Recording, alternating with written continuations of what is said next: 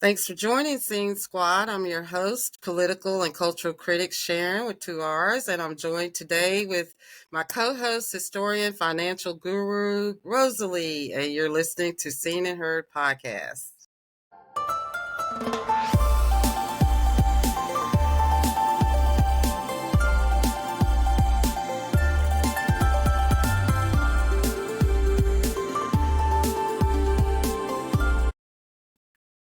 Welcome to Seen and Heard podcast, where everyone should be seen and heard. And I would like to start off first with showing off my new specs. What do you think, Rosalie? They're adorable. They fit your personality so well. And they're like little cherry blossoms, yes? Yes, I love cherry blossoms. And if anyone else is interested, I will have a link in the description of the video, and you can go here to Optical Factor. And this just happens to be the frames that I picked, but these are reading glasses that have prescription, and they have men's glasses, kids glasses, sunglasses. So any kind of frame you would like, maybe Rosalie, you'd like to get a new pair of frames, or we'll be matching like twins.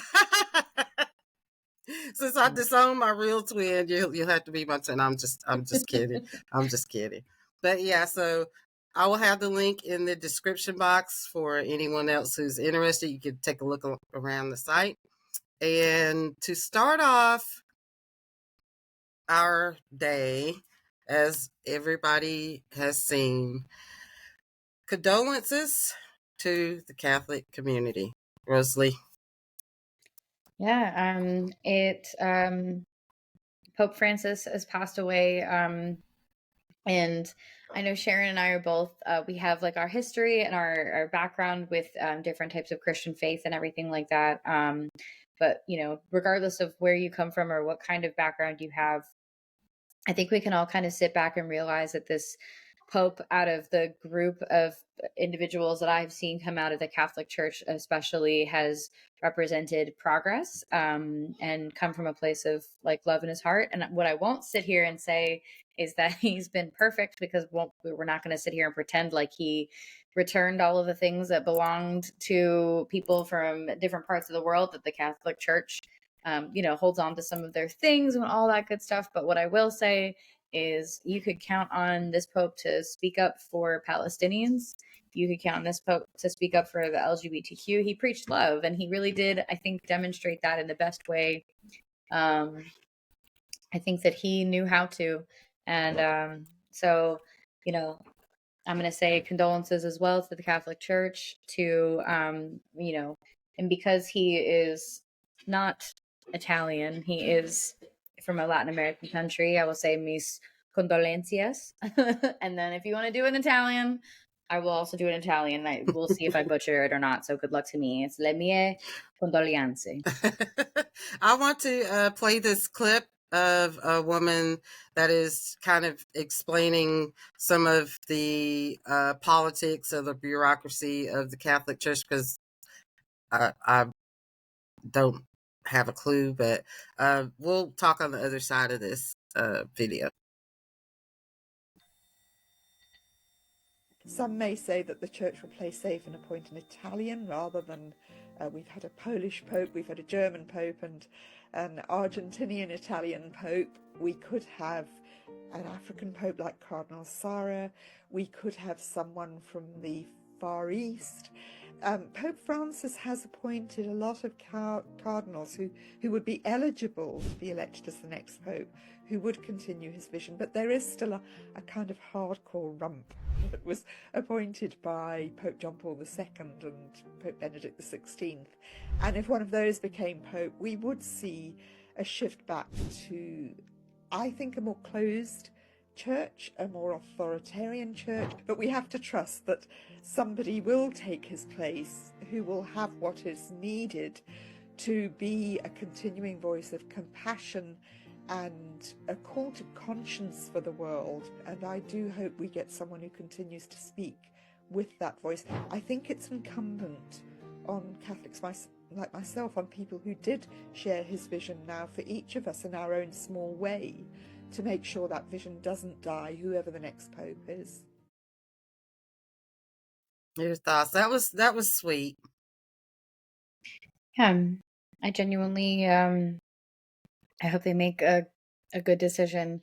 At the end of the day, I think even you were talking about it a little bit earlier when we were discussing that, like, we have seen conservative. I don't expect. I don't. The bar is, pun unintended. The bar is in hell. In that sense, when it comes to like choosing leadership in high big positions these days, I don't care which group you're looking at. It seems that people need to reevaluate, what's happening with the world is shifting. Are we going to shift with it? And I think that this organization has a big opportunity to shift with and continue to shift with, and see that they, if they want to maintain the love of the people, then they're going to have to recognize that the people are changing. And so I'll let you, I guess, where you're pulling up the list of who kind of. Yes, I'm pulling out the list. So anybody out there that's listening or watching, if you're Catholic and you know about the Catholic Church or this, these politics here, let us know who you think should be the next Pope. There's several troubling choices here I see, but from what the yellow box means, they're moderate. The green box means they are very conservative, as you can see. And the purple boxes, there are only two there, Philippines and Italy. They are liberal. So we have no say in who they're going to pick. But like Rosalie said, let's hope that they pick a good choice. I mean, that's all that's all, because the Vatican has a lot to do with a lot of the politics around the world. So, I mean, it still affects us whether we're Catholic or not. So I just hope they pick the right one. Agreed. And hopefully we continue to move forward, and not have another opportunity to kind of regress a little bit. But I also think that you're not going to be able to entirely undo the door that was opened by the most recent Pope in the compassion that he displayed. I don't think that in this day and age, it's going to make a lot of sense for people not to read the room. And I guess we'll see how that plays out. But I actually want to read his last message here, because the irony of J.D. Vance. Is J.D. Vance Catholic? Mm-hmm. He's Catholic. Okay, I'm going to flip this around and read the Pope's final public message here. I think this here is in quotes. In one of his final public appearances leading the Stations of the Cross on Good Friday, Francis said, "Today's builders of Babel tell us that there is no room for losers, and that those who fall along the way are losers. Theirs is the construction site of hell." That was a message to Vance and the Trump regime. So, Pope. Yeah, I do think that there's a lovely little irony in that message. And I mean, hopefully people realize that, like, if you've gone too far for the Catholic Church, maybe we pull it back. maybe we pull it back a little bit. They're not going to, not until they're forced to. But when one of the institutions has kind of been known for ransacking and colonizing, says, "Hey, you might have gone a little too far." And this is an ETTD moment. You pause. This is an ETTD moment. The Rick, the guy from what's that news? Independent News. Rick Wilson. He says ETTD. Everything Trump touches dies. I mean, and I'm not laughing at the death or anything, but Yeah. I kind of feel some kind of way because my mother passed away with cancer. She had pancreatic cancer. And then I have a neighbor that had cancer. She's gone through the treatments and chemotherapy. And I remember her sister saying, you could come visit. Well, I took it upon myself. They didn't ask me to do this. I went over there with a mask on. And I had my little bottle of antibacterial because she was going through chemo. So I know that people going through chemo, that lowers your immune system. Mm-hmm. That's what the Pope was battling cancer. So he was sick. And first he sent his underling to meet J.D. Vance because he didn't want to. But then he got his last, bit of energy. And he's like, well, I'm going to go face the devil. And so they give them that message. But the idea that Vance goes in there disrespecting him, because from what I've heard, the protocol, he didn't take the protocol, and he knew, because he's the vice president, he knew that man was sick. He's like touching his hand and all that stuff. No mask on, no antibacterial. And then 4 hours later, he's gone. Yeah. So he's going to have to live with the rest of that for the rest of his days. Right. He kept pushing for an audience with this dying man and wound up being one of the last mugs he saw. That's crazy. That's crazy. Like, looking back on it now, I mean, but at least he got that message out. He said what he had to say to who he needed to say it to. Yeah. So he stood 10 Pope toes down. Now he's hanging out with President Carter. So what's our next topic?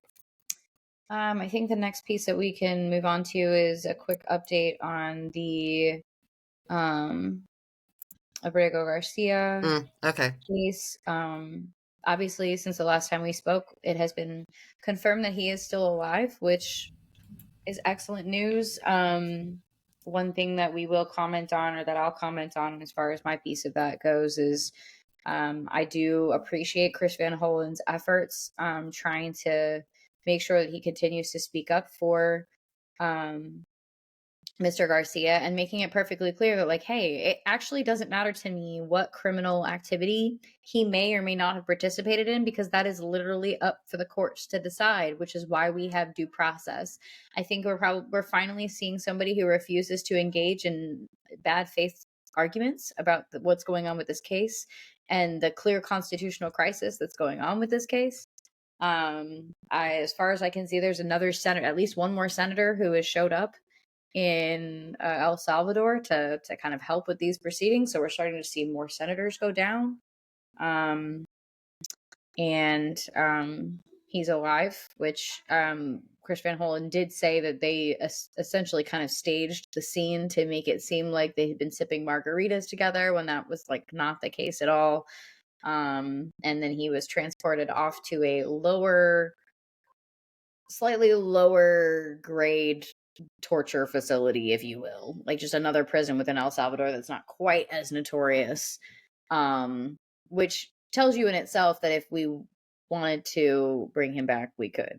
Because the amount of pressure that people put on, I don't think the president of El Salvador thought that people were going to care quite that much. And the amount of pressure, like, according to most people, nobody's ever come out of there. Like, he's the first person who's even gotten a day pass to even come out of there. And that's because we put the type of pressure that we did on this case. And so I'm going to continue to encourage people, be encouraged to continue to speak up. We potentially could have saved this man's life. Like, he would have died silently with no knowledge if we hadn't continued to put, like, eyes on this case, which tells you that, like, these senators going and doing something can actually move the needle. They can and do have the influence and power to do something.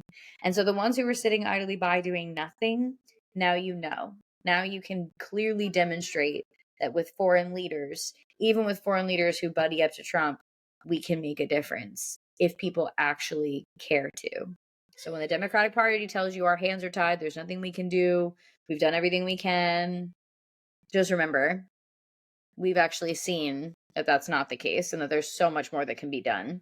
I think that David Hogg is kind of shaking things up too, because he's Yeah. calling him out. I don't know how I feel about all that yet. I'm just I'm gonna be watching and real honest waiting with and you. just There is following. something about him, and I don't even think I've talked to you about this offline. So this is really like first impression. There's something about him that stresses me out. I know. That's why I was like, There's I something don't about know him. how I feel about all this There's yet. something about it. Like, I love that he wants to shake it up. He wants to challenge incumbents. I think what he's saying is what people want. There is something about, there's something there that there's something unsettling about it. I'm going to leave it there. That is a Well, personal, and look, there's a trust me. personal opinion about it. There's something deeply unsettling. Oh, you said it out loud. I was just basically kind of saying it, same thing. Like, I don't know how to feel about this. I Yeah. don't know. Yeah. I don't know how to feel about this yet. Right. So. And we will let it reveal itself as it reveals itself. But my spidey senses are really tingling when it comes to him.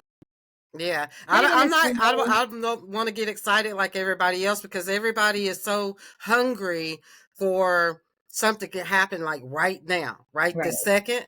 And I get that under the circumstances, but it's something about that. It's just not like. It's not what he's saying. It's not the message he's spinning. None of it. None of what he's saying is off. There's something about him specifically. It gives me, no, you know what I'll say? It gives me the same exact vibes every time I see Gavin Newsom talk. Oh my God, he needs to understand. It's just like, not do you understand? That's a little condescending. But have you been to space? Have you been to space? Trying to talk to, do the people that we're trying to talk to, do you kind of like understand? Like, there's a very similar vibe to it. I don't know how to identify it. It's probably because it's he's the ex-husband to what's her name that was dating Don Jr. The one that says the best is yet to come. That one with the big lips. She's got like big trout lips. Kitty, what's her name? She was dating Don Jr. for a while. Okay. That's Gavin Newsom's. No. Where I recognize this kid from, and there may be something about that why it gives me such like an uncomfortable feeling. It's not him. He's a gun control activist. Oh yeah, he was in Parkland. And he's been advocating since then. Yeah, he was in Parkland. There's something about his vibe that's like throwing me off, though. I don't know. We're gonna have to see. Trust your gut, though. Yeah, nothing about his gun rights. Nothing about his advocacy for preventing gun violence is what I'm saying is giving me. I want to make it perfectly clear that it's very much. It's an uncanny valley feeling when I see him speak. It actually has nothing to do with what he has said or actually anything that he has done. This is genuinely just a gut reaction. It's something off. Right. As far as Gavin Newsom, there may be nothing wrong with it, and I'm just deeply uncomfortable. So we're gonna find out. But Gavin Newsom, I saw another thing I didn't like about him. Because I'm not in California, I'm in Tennessee. So unfortunately, we have our own problems down here in Tennessee. But I saw him go under the bridge. I think it was during some award show or something that was happening in California with a bunch of rich people coming in. He goes personally up under the bridge to where the homeless people were. And he's taking like grocery carts. Gavin Newsom is out there. He is out there, physically out there. Oh, yeah. The baseball hat, kicking out the homeless people and throwing their stuff. I'm watching him throw their stuff in the dumpsters. Okay, so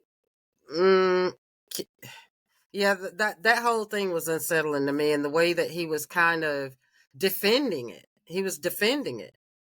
You know, that he was caught on camera doing it and just defending it. So that was just problematic to me. Oh, Gavin Newsom called what happened with Garcia a distraction. Oh, yeah. That was the most recent thing. Kimberly Guilfoyle. That's his ex-wife. You mean like due process for all Americans is a distraction to you? Bro, you just must not be taking this very seriously. And the thing is that, again, he is very much establishment. Mm-hmm. He is what the Republican Party was in the 90s. Like, yeah, that's they think, okay, well, we tried to put a white woman's face on it. We tried to put Kamala Harris up there. Let's see if we just put another like centrist white guy up there who's like slightly younger than Joe Biden and see what happens. And that's. Well, like I said, he was get the reaction that he thinks he's going to get. Like, I think he's already getting enough pushback that he's going to have to. Yeah, the distraction thing, that was the most recent thing. But yeah. Like, but bro. I mean, the company you keep, like I was saying, his ex-wife is Kimberly Guilfoyle. She was with Don Jr. Now Don Jr. is tired of her, and she's like, they're sending her out of the country or something. So she's like some ambassador to Greenland or somewhere cold. Maybe it'll bring the swelling down in her lips. God. Okay, so on to the next one. I want to play this clip of what's his name? Hegseth. I want to play this clip and then we talk on the other side of that. So let me see. Here we go. Hegseth I think this is him at the Easter thing yesterday. Get fired and suddenly a bunch of hit pieces come out from the same media that peddled the Russia hoax. Won't get back their Pulitzers. They got Pulitzers for a bunch of lies. Pulitzers for a bunch of lies and on hoaxes time and time and time again. And as they peddle those lies, no one ever calls them on it. See, this is what the media does. They take anonymous sources from disgruntled former employees, and then they try to slash and burn people and ruin their reputations. Not going to work with me, because we're changing the Defense Department, putting the Pentagon back in the hands of warfighters, and anonymous smears from disgruntled former employees on old news doesn't matter. So I'm happy to be here at the Easter egg roll with my dad and my kids, because this is what we're doing it for. These kids right here. This is why we're fighting the fake news media. This is why we're fighting slash and burn Democrats. This is why we're fighting hoaxsters. This group, this group right here, full of hoaxsters that peddle anonymous sources from leakers with axes to grind, and then you put it all together as if it's some news story. And when we know it, you know exactly what it is. So I'm really proud of what we're doing for the president, fighting hard across the board, and I'm going to go roll some Easter eggs with my kids. Thank you very much. His kids were just like, and then you notice the sideburns, like one side was cut off and the other side was real long. And his kids were looking at him like, isn't it too early for dad and his happy juice? The oldest son was like, all of them were like, And this is like after so uncomfortable. Wasn't this after the other report? There's another report. Oh, the time where he again went on Signal and shared all of that highly classified information. Yeah. More classified information. Yeah, so this time with his brother. The first time and said that never happened, and he's going to try and lie the second time and say it never happened. But we do have Republican leadership finally stepping in and being like, "Hey, well, maybe he should I was trying to pull up the story for the. Do you have it handy or for the news scandal? Because wasn't this a Signal again? Is this with the Signal chat group again? Right. There's really even no need to pull it up necessarily. It's being reported on all major news outlets. If you want to go see it, go see it. Please go do your due diligence. Don't make us do all of it. Right. Oops, I did it again. Britney Spears his way into this.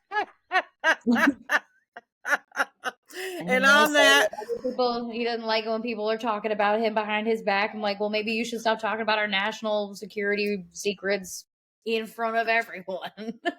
I mean, there's got to be with Elon at the helm with all of his young hackers. They're opening up back doors to all these countries that are able to get all our information now. So. I mean, they've all got our information and stuff now. What? The Pope and President Carter. Why did y'all leave us? He said nothing. Why? Can you imagine that you would have been like, "Why did the Pope leave?" Imagine. Did you ever think you'd get to that point though? I know, right? Right? Things can change, okay? People can change, okay? I'm holding out hope. On that, we're going to close out. Please do not forget to thumbs up the video, like, share, comment, leave us a voicemail because we want you guys to interact with us and we want to hear your voices. And check out the glasses on the links that I'll post in the description box. And your final words, Rosalie? We are trying to plan ourselves a trip so that we can go down to Alabama and go check out some historic sites and museums together as a team. So the goal would be able to get me out to Nashville, and then we'll drive down together and have a good time and hopefully show y'all. So go in, subscribe for premium membership. Every dollar counts. Yes, every dollar counts. Please donate because that helps us so much. Helps us with our platform fees and staying on the air. So we will appreciate your support very much, and we will see y'all on the next one.